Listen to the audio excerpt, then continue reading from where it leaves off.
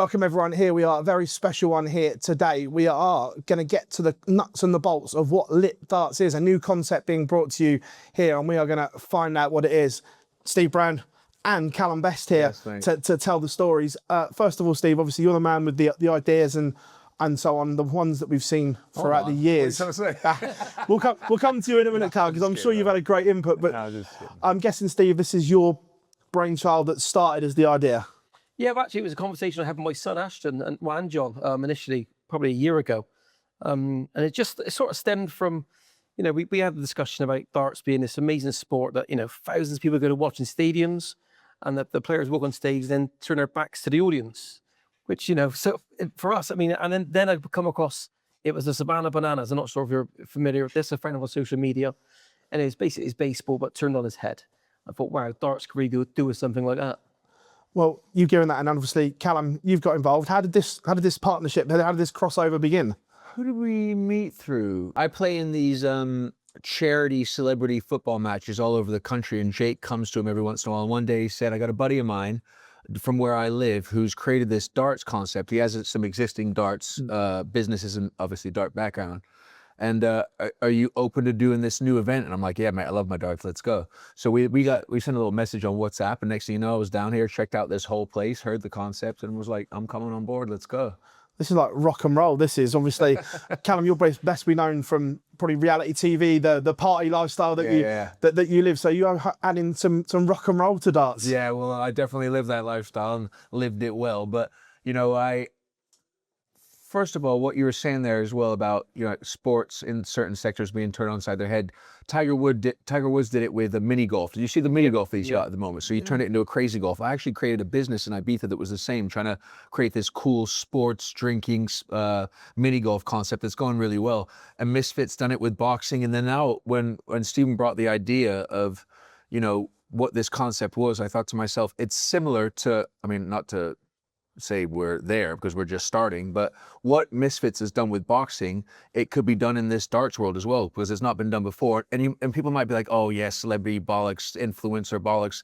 At the end of the day, if it brings some eyes to it, if it brings some enjoyment to the fan, then why not? You know, and that's what this is. I like the idea of it just being a team and the audience involved and the fans involved and everybody's involved in some way somehow. You know, we've seen it in golf as well. There was I'm not a massive golf fan, but we saw it over in the States with the PGA, where they'd like the massive players, Tiger, Rory as captains and so on. And this is the way sport seems to be going. Yeah, the elite sport will always be the elite, and that's untouchable, but making sport accessible to others that aren't at the elite, is that important? Yeah, well, first I think this has got to be a fan's first experience. So the fans are going to be part of the team. So as you walk in, for example, you'll get given a wristband, and that will dictate the team you're going to support will be chosen for you. So you'll be part of that team. And while the team are on stage winning points, you know, for the team, there'll be a big scoreboard in between the games. People will be invited from the crowd onto the stage to win points for the team as well. So it's a combined effort. So the concept, we're going to have franchises, correct? Correct. How many to start with? 4 to start. Scope to be more? Yeah. So the plan is initially we're going to launch on September the 12th in Bristol. It's going to be a massive, crazy party. There'll be lots going on, celebrity DJs and you name it. And then off the back of that, we'll then announce for the next 4 dates for the next 4 events around the UK. And sorry, just to touch back on that, I don't think you'd get as much grief here as you would in the boxing world of this not being a professional boxer doing the gig. I get that, yeah, 100%. This is more fun. This is for the fans, where you have teams of professional athletes, an influential type, a celebrity type, a music star type. It's all enjoyment, you know. I mean, it's competition. I'm not doing it to lose, you know. But at the same time, I couldn't see people saying, why is he doing that? He's not a real darts player. You know what I mean? Yeah, it's more what they do in boxing. And I actually get what they do in boxing, because at the same time you go, that person has trained their whole life. I mean, I know darts players do in every way and shape and form, but there's something about this boxing level that gets a lot of criticism. But at the same time, like you said, you know, with online viewing and influence people have, it is the way the business is moving and audiences are attracted, you know? So who's going to make up the team? Obviously, we've got the 4 franchises. Yeah. What goes within the franchise then? So each team is made up of the same personalities, if you like. So there's going to be the dartist, the celebrity, the influencer, the sports star, and the rising star. So each rising star will play each other. Each sports style will play each other. And then we different formats. It's not necessarily all going to be 5-on-1.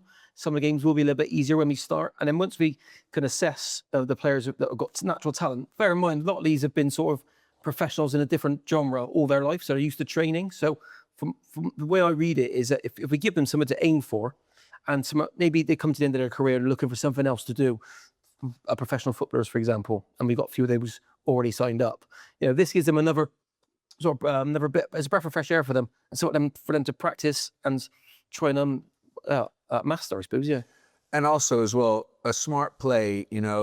Someone that is a real darts enthusiast might not be open to the idea of what it is, right? This is just my take on it because I've seen it before. But what you do there is that it's similar to the football games that I play. We make sure that we bring in some ex-legends from that team so that the football fan values what the football game is as well. But then you get maybe the mom and the son who want to go and see their favorite singer, or there's someone who just likes sports in a whole who wants to go and see this Olympic athlete who remembers watching him win his gold 15 years ago or something like that, So I think when it isn't too serious on the aspect of pro darts and it's more fun and an experience of darts with a bunch of different people involved, people know what it is. Well, hot off the back, Soccer Aid just happened. That's a perfect example that we see that there are a lot of still good ex-professional footballers in there, but Angry Ginge get a man of the match. And I'm guessing Angry Ginge is quite topical because he's a lad from Salford that's carved out a great career winning I'm a Celebrity, where if you'd have said 5 years ago,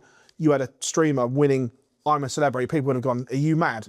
But that's the way the world is working now, and these influencers do command massive numbers and put eyes on whatever they do. Yeah. It's a funny one because I think, it's crazy how much business and sales that can bring in, but you also see people, bitter that people are in that position. There's going to be bitter people about shit anyway, you know what I mean? But I just think to myself, if someone's got an opportunity or a platform to be able to get eyes on the topic or on the subject or on the event, you know what I mean? Why not give them a chance to do it? 100%. Yeah, exactly. So moving forward, once we're up and running, venues all around the country? Is that the plan? I mean, for the first season, we're going to spread out because all the franchises will be owned by Lit in the first season. And not to say that they can't be in with somebody. Come on. Not to say they can't be in with somebody else moving forward. But for the first season, we're going to spread them around the UK. And obviously the second season, we'll see where it goes. And, someone who wants to own a franchise, they might have a venue made for it. Sounds like you've taken concept from all kinds of sport. While I look at cricket, obviously the IPL has just finished and so on. We've mentioned the boxing, the Missfits and so on. It sounds like you've taken elements of every sport that have done something and trying to put it all into one. Well, Stephen obviously came up with it, but when I heard about it, that's what I started thinking about. First of all, I thought about Missfits and what they did with boxing. And then when I started to understand it more about getting the fans involved and then going to the big venues and all my pals go to the darts. I love playing darts. And I thought to myself, if nobody has done this before in this kind of, I sometimes I even hate saying this like influential way, but if you get the sports stars and the influencer and the celebrity, blah, blah, blah, and turn it into a show, then it becomes, it has a lot of potential. I don't see why you couldn't go up to somewhere in Manchester or somewhere in Liverpool or somewhere down in London and be able to sell out a venue to darts fans who not only like darts, but like, with no names, but that athlete or that rap artist or whatever it might be, You can turn it into a whole big old show. That's how I picture it. Yeah, anyway. and again, it's going to be Not to get ahead of ourselves, we might sell 20 tickets. That's the goal. I'm pretty sure the names you've got lined up and the following that they have will be absolutely fine. But I mean, it's something for everybody. And this is strictly entertainment. It's not to be taken seriously. It's a great night out for everybody. Yeah. You almost let it slip there, Cal. You've done this before, I can tell. Yeah, you almost let it slip. What about Well, I'm guessing as well that you two make a great team here because you've got the dart connections and I'd love to see your phone book. So the celebrities that you could call on to get involved in this as well, this could be like absolutely huge. Well, I completely agree. I was actually really grateful that Stephen and Jake brought it to me. I'm glad we had talks. I'm glad I was the first one with a foot in the door. And I even said to him, like, look, I can play the role of coming to, whatever it might be, headline it or lead a team out there. But I'd like to be involved a bit more in its early days. You know what I mean? I'd like to talk more about it being a part of a business and me being part of the whole thing, not just coming on the night. You know what I mean? Because I see potential in this, without a doubt. So We spoke more about it. You know, I think we're starting with how many teams? Four teams. So obviously, I've been around for a long time. I've done a few things here and there. So I've got a nice little black book of people to reach out to. And as I said before, I play a lot of football games with people in the entertainment world. So we've already got a nice little short list together. We're going to make it even shorter. I think we'll put together a really, really solid little team to start, or solid 4 teams to start with some cool names. Yeah. You know, and we'll go from there. Yeah, we've already got a few signed up, which include Olympians and all kinds. So it's gathering pace. Is anyone off limit? No. Oh, you know, it's a tricky one. And look, this is his for now, but hopefully coming in as a partner. But when you launch something, you want to go as big as and best as you can. But at the same time, it's a new business, and you gotta start where you can start, but with a high hope and a high drive. This is how I look at it anyway. So you start with a level. That's why I said to these guys, I was grateful that I found it now, because I'll grow with this thing. I know I've been around a long time, done fucking every show under the sun in some ways, but you know, I've worked hard to maintain a career for the past 25 years in entertainment, you know, so I know that I can help take this to those venues to help sell out that place, and then bring in some extra names, which we build. And even like the boxing, just sorry quickly on that one, the boxing might have started with, you know, Bob's Tires, and the next thing you know, as a sponsor, next thing you know, they've got, you know, TikTok as a sponsor. No, so that's 100%. how this can go, you know. Well, you touched on obviously the entertainment side, and you've done every show. So not just in terms of sport, you know how these shows work. Like I'm talking about the reality shows. You know the inner workings of how they work, what people are going to watch, how to make them big on social, and that's a tool that probably no one else has got.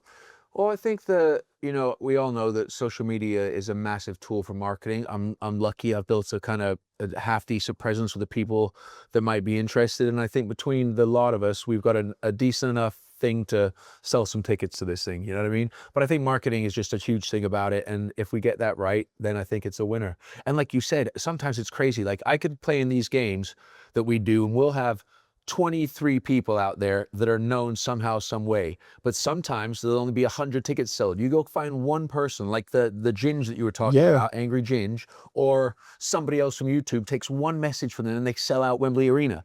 It's actually crazy. So we got to make sure that we pick the right people, but at the same time, not get ahead of ourselves yet, you know?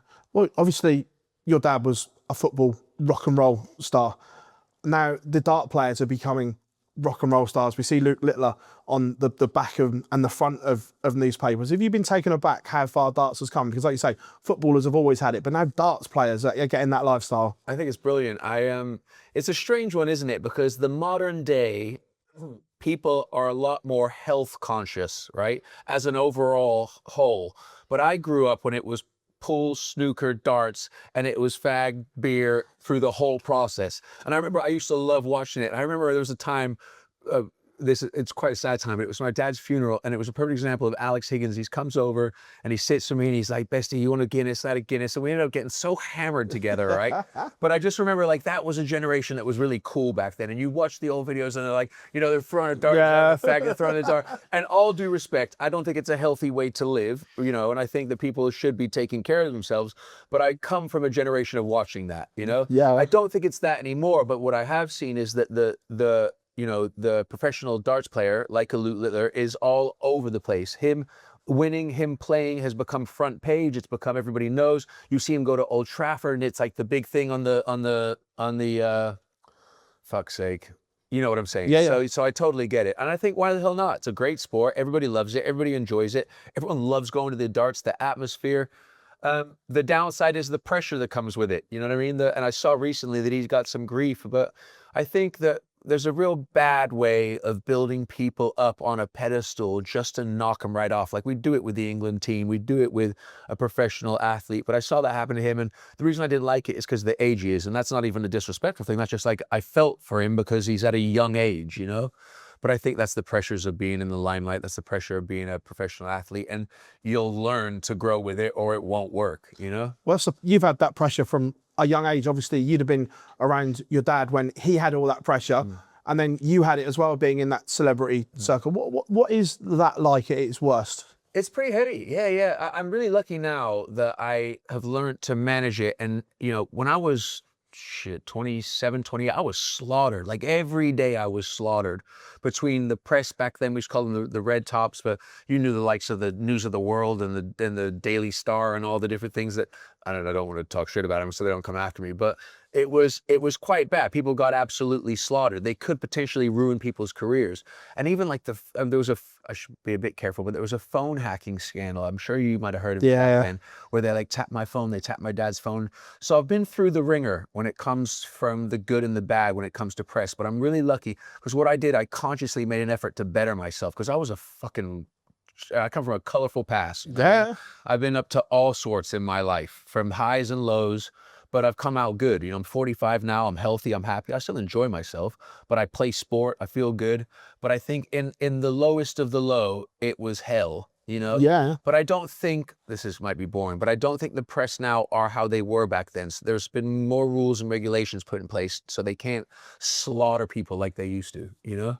I think Luke's pressure comes from social media more so than the press. Completely. Yeah, Which I is agree. unregulated, pretty much. Yeah, well, the social, it's a wild west. There's no regulations. It's shoot from the hip and do what you want because there's no consequences.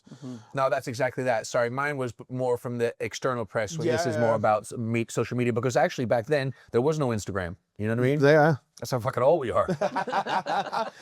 Oh, I don't know how old you are. But that's how old I am. I'm only a few years younger than you. I know. Yeah, fair. Was darts always been around you? Was it involved in like the football scene when you were growing up? Like, did your dad and that play? And is that how you got involved? Yeah, that's exactly it. I enjoyed telling. It's not often you could tell a dart story. It's always football for me. So I was happy to share.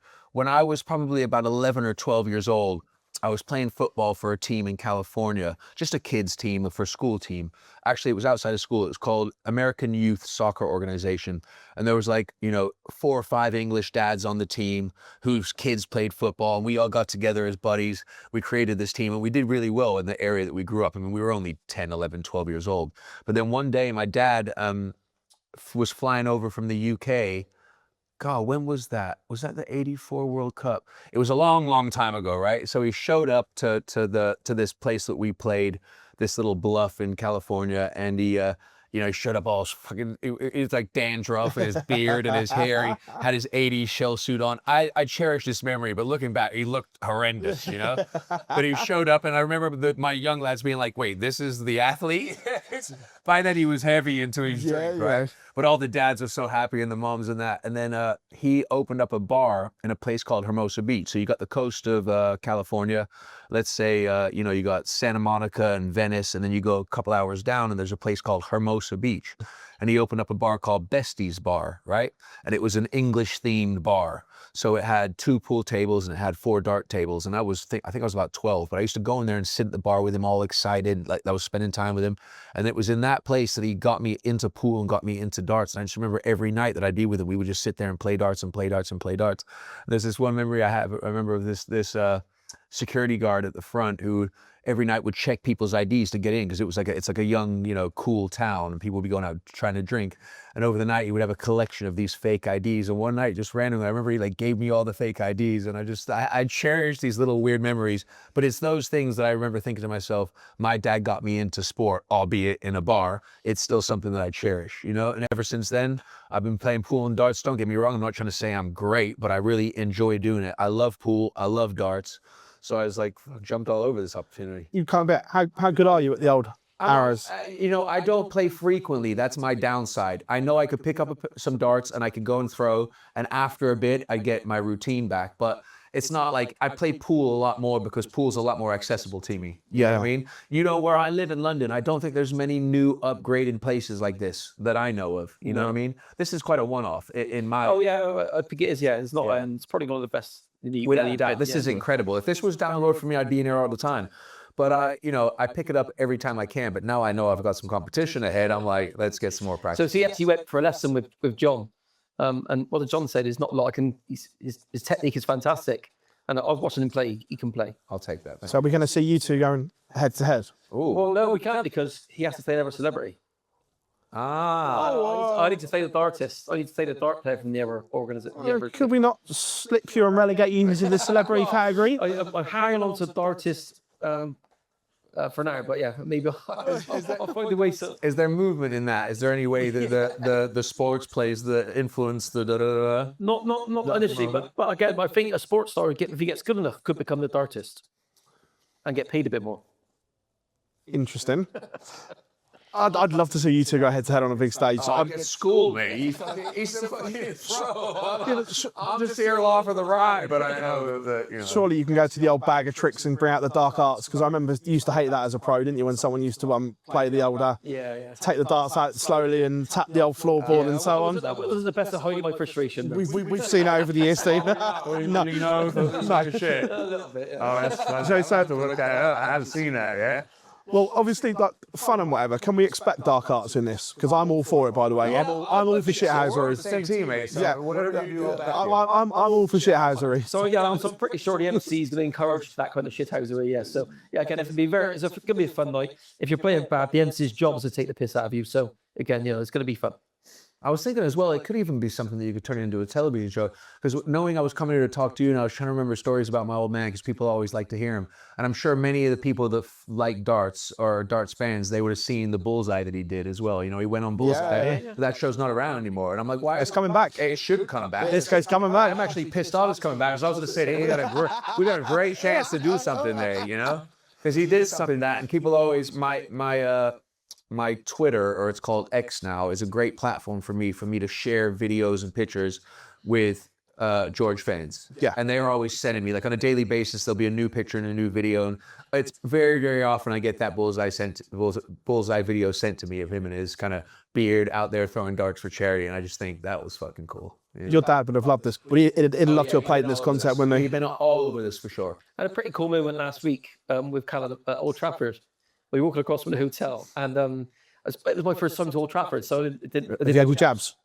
I mean, we'll get past, and then he said, "There's old Bessie," and the statue was Darius over there. Wow, fucking that bit of a moment. The Holy Trinity, Yeah. you know, George, Charlton, and Law. Yeah. And then Lit actually sponsored the game that we played. We played this, I keep going on about the football, but I do a lot of it.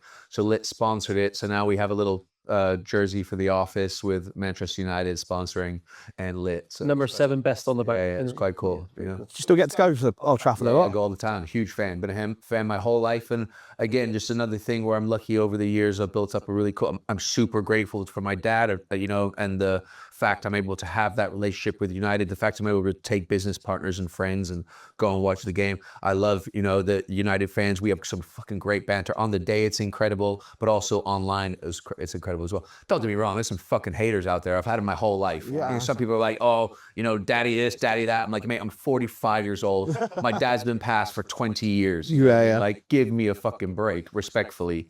But I'd like to think that I've created some cool stuff myself, and we crack on with ideas like this that hopefully the masses will enjoy, you know? Could we get it at Old Trafford then, this one You day? never know. It's a great shout. That is a great shout, you know? Are people going to be able to watch this? Is it going to be Yeah. streamed? And it's not just confined to people in the venues. Are people going to be able to watch this concept? Yeah, YouTube. It will live on YouTube, yeah. As Interesting. much of it as we can broadcast as possible, because I think we can get pretty crazy in between the games. But yes, as much of it we can broadcast as possible. Live or recorded and put up afterwards? We'll go live. Well, I only have one show there. Cancelled after one show. I'm pretty sure we can. It's very family friendly. Yeah, no, I think it'll be great, and I love the concept of this, and how good would it be, like you say, to get football? Like I'm talking top football is involved in this, and because we see there's always a dartboard at football training grounds, and so I'm Luke Littler going to St George's Park and doing stuff with the England team, and so on. This is like a real crossroads moment for the sport potentially. Yeah, I think the sport's already doing its thing. Respectfully to us, it's just at its starting point now, you know?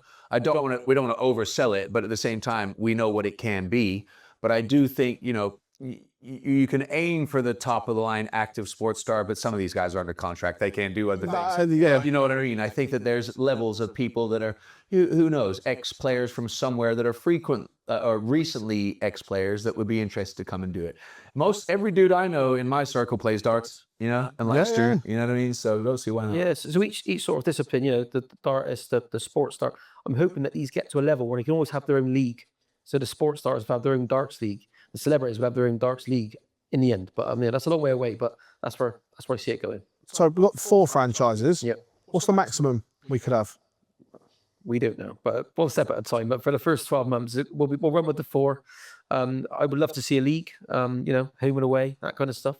But we really want the people to get behind the franchises, not the players. So, I support, it could be the Outlaws or the Rebels, or, I'll just give them another team's name over there.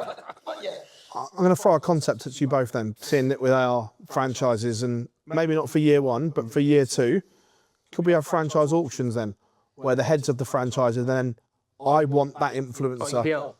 I want that celebrity. I want that darts player. Is that where we're heading with this? Oh, potentially. But again, that's a long way down the road. Let's just get out there first and get just people sort of getting behind the players and the franchises. And, I want to see these jerseys in the crowd and then people really get involved.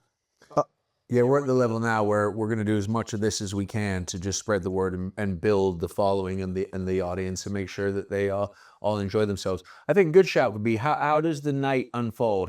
If someone was coming, how would they plan that? What's ahead of them? Well, so as I said, as they walk in, they'll be given a wristband, or your group will be given a wristband, and you'll end up on one side of the room or the other. Obviously, the MC, but a DJ and MC, so high energy all night. Is a great night. Just mix between bingo lingo, was it? And you understand? Yeah. So, Ocean Beach meets darts. O Beach as it is now, is it? We can't call it Ocean Beach anymore, can we? It's similar to O Beach. Yeah, exactly. But yeah, we want to see a lot more women in the crowd. Some teenagers, and not just a predominantly male audience. So again, it's going to be for everybody. I said you're part of the team, or part of the crowd, and the crowd are part of the team. There'll be one giant scoreboard. It's not traditional 501 like you'll win one leg. There's a new point system we're building, which once you come to an event, you'll really understand. But again, the crowd are as important as the players on stage. You touched, obviously, you get given a wristband, so you get put in the team. What happens if you get put in the opposite team, where you're coming in a Rebel shirt and you get... I'm pretty sure the guys at the door will give you Rebel wristbands. Would they though? What bombs if the Rebel section's full? It's a sellout, and you've got to be an outlaw. Yeah, you'll be fine. Look, moving this forward, I absolutely love this. How quickly are you looking to accelerate? I get year 1 is, right, here's the concept 4. How quickly do you think this can accelerate after year 1? Well, it's been with Stephen for a bit now. I've just come on board about 3 or 4 months ago, but we've progressed pretty quickly, and I think with a goal to do a launch party or an introduction of this in September. Is that right? Yes, correct. And hopefully for the first game of December, the first a lot of league matches in December. So we're going to start pressing the go button properly in September. First actual event in December. Yeah. And then next year it's all systems go. You're our first technically interview. Well, the exclusive. There you go. So from here it's yeah, that's it. Yeah. So it's nice to see you in the shirt as well. In the Rebel shirt. Yeah. December is quite topical because obviously the biggest party in darts starts in December. Is that kind of where you've taken some of the inspiration from as well? Because we see it on Sky Sports throughout the whole of December. Yeah. It's the biggest Christmas party going, and obviously you've been to Ali Pali, or your mates have been. Is that like the inspiration? Is taking Ali Pali all year? So it's not just at Christmas we get this darts party. That all year this big darts party. I mean, for me, it was a no-brainer because I'm constantly asked by friends for tickets, and I can't get them myself. So it just shows that there's an appetite for it, and there's an appetite to be entertained. And to be honest, especially at Ali Pali, is more of a party atmosphere than any other event. So people go to the darts, but pretty much turn their back on the stage and just have a good time and sing songs to each other. But they love going to a night at the darts. So if we can sort of mix that kind of audience with crowd interaction on the stage as well, and again, players sort of crowd facing, I think is the fans first. It's going to be a winner for us. How many people are at Ali Pali? What, 2,000-3,000? So the old it's been in the West Wing for 13 years. What's the maximum? 375, and now they're going into the Great Hall for the first time this year. It's going to be 5.5. Yeah, exactly. And you think about that, that's packed every single day that it's on. Every single day it's packed, right? So I think to myself, why we don't need a room with, the goal would be a room with 5,000 people at the end, but you can start with a room with 200, 250 people, and I don't see why you couldn't pack out a room with the concept of darts and having a drink and enjoying themselves. Squad numbers are important in this as well. I'm guessing you've already bagged number 7. Yeah, fact. But fact, not going anywhere. But that's locked away. Is the tradition is that 7 is going to go on your. Yeah. I got to try to do the old man proud. You know what I mean? So. It's funny, just in my younger days, there was always this like worry and pressure. And then when I got older, it was more of a, pride and what can I do to carry it on or resemble it. I know I'm never going to be best. Yeah, I'm never going to have those footballing skills. But I'm at an age now where the pressure is gone. It's more about representing the best I can. Well, you kind of beat me to it there. How important is it to you to keep that family legacy going? Because obviously George was a rock star of football. Yeah. How important is it to you to keep that legacy going? Well, on a personal level, it always will be. You know, it's strange from an audience looking in. There's, especially in sport, there's a lot of guys out there that give me a lot of grief because I'm the son of, and it makes you think, do many people like son of anybody's or daughters of anybody? And that's not oh, poor me, because that's not what it is at all. But I think to myself, if I didn't outgrow the worry of being the son of and the pressures that came with it, then I would have lived a pretty unhappy life. You know what I mean? Because in my younger years, I let it screw me up. I quit playing football. I chose to drink because I wanted to follow a route that my old man followed. Like all these silly things that a young man, the mistakes they might make, And I think that as I've got older, I'm really blessed. I represent at Old Trafford the best I can. I represent,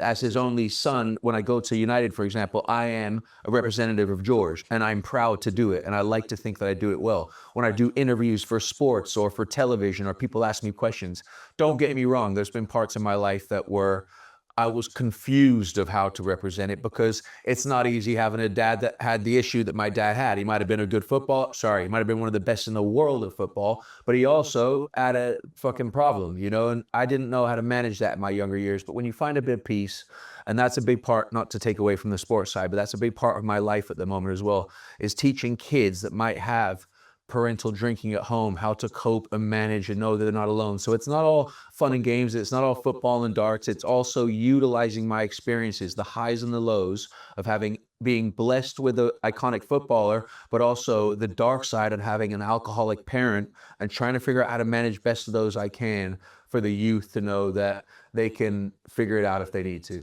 It's a really interesting point you make there. Not just like an alcoholic parent, but even if someone else themselves are going through that, what advice would you give to like the dart players and so on, and the youngsters coming through to identify and speak about it? What advice would you give to them? You know where that's really tough, mate, is that it's a big drinking culture. And this, I don't want to take away from what this is, but I've never, in my work of trying to represent the youth for this charity that I work with, which is a whole different story, but I've spent 16 years representing a charity that supports children of alcoholics, right? So it isn't about the no drinking. Fuck yeah, let's go have a drink, let's go enjoy themselves, let's go do whatever. It's a big part of playing darts, it's a big part of playing pool. But it's a case of knowing that there are potentially your kids or kids out there that are in households that have a bit too much, and you have to be conscious of the effects that it has on the kids and what their later life will be, So I enjoy myself, my mates enjoy a drink. I'm just conscious of knowing what it could do if there's too much going on and the kids affected. And to know if any, kids, I don't want to, sorry, this is completely going off track, but it's important as well, that if any kids out there are struggling and they know that there's a lot going on at home and they can't turn, there's places like, the charity that I work for that take phone calls, and they're miscellaneous, and there's support, and there's, and I like to show, look, there's somebody like myself that does care. We do give a shit. So don't be afraid to kind of make sure that you're okay.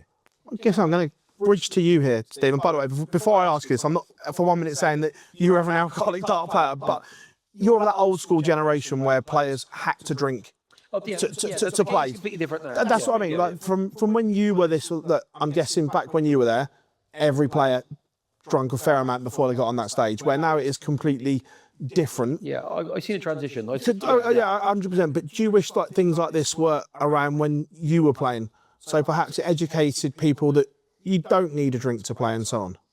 I think people are more socially conscious now. I don't think it would have landed so well then, as it. So yeah, I think you're talking sort of to deaf ears. But I think people are a lot more socially conscious of what they do and the effects of their behaviours. nowadays are more open to being told that perhaps that's a wrong way to do it. Yeah. But than they were perhaps 20 years ago. Yeah. And it still does fall to deaf ears. Like the things I say that I would recommend for a young man to do, I wouldn't have done it. You know what I mean? I like, bollocks. I'm dealing with this shit myself. No one's going to tell me who to call, you know? Yeah. But I think that everything has changed. So I know that again, it's completely going off, but if you don't think you can get through it yourself, know that there's support there for you. But overall, nowadays, still, we want people to come here and party. I'm going to be having a drink while I'm throwing some darts. Yeah. You know what I mean? Everybody is. But it's just the older generation, in respect, as much as there might have been a lot of icons, it didn't work out very well for a lot of them. You know what I mean? Yeah, yeah. I don't mean in any bad way, because I've dealt with it personally. I lost my old man to it. It's such a strange one because he's held in this iconic regard, but at the same time, someone out there lost a parent. You know Yeah, what I mean? So you 100%. have to just be conscious of these things, that's all. Lit. It's going to be big. We can just tell the concept is incredible. I've been involved in some big launches, as you know, some very successful ones. But I think I'm more excited about this than anything I've done recently. Certainly, Really that big. I think so. So he got me involved. No, I was just kidding. But World. Could this go global then? Like franchise cricket. I get it right here first, but There's a lot of variables there, but I mean, listen, this would have to really catch fire in the UK first and get some huge celebrities for us to take this on any kind of tour. Yeah, I'm sure. But again, one step at a time. But we're going to start off small, regionally, UK. I want to see where it goes. Yeah, that's it. You don't want to oversell it. We know it'll be good. We know it'll be fun. We've got to get it started and build the fan base first, and then it could be anything. For example, so the people that we've got involved already, our combined reach just on the first event is going to be over 30 million of their social media following, and that's not sort of people from the same genre. So we've so many crossovers. So I think as a social media sort of to get out there, I think a lot of people are going to hear about Lit Darts. so date for the diary, September the 12th. September the 12th is the launch party here. Tickets will be available, so we'll keep an eye out for them. This is going to be good. And then December, have you got a date penciled in for the first event yet, or just December? To be announced. I'm looking forward to this. On the 12th, will we get an idea of teams? Who's in what team? Who's in what franchise? The teams will be announced on the 12th of September here, yes.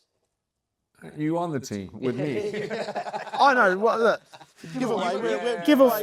So we've got 2 teams confirmed already, and we've got a short list of a long short list of names for the others that have already showed interest. I mean, soap stars, sports stars, you name it. But I think the team that you're in, the Rebels, you've got a strong side already. I know. There you go. Are you any good, Joe? So I'm not seeing you play. I used to be all right. I got the ips. I can still play a little bit, but we'll see. I'm sure you are. Yeah, but you've got a good artist and you've got a good sportsman in your team already. So you're doing good. Yeah. Guys, I've absolutely loved this concept, and I can't wait to see how this grows and develops. It's going to be a hell of a ride. It's going to be exciting. But Steve Brown, Calum Best, thank you so much, and roll on September the 12th. Good man.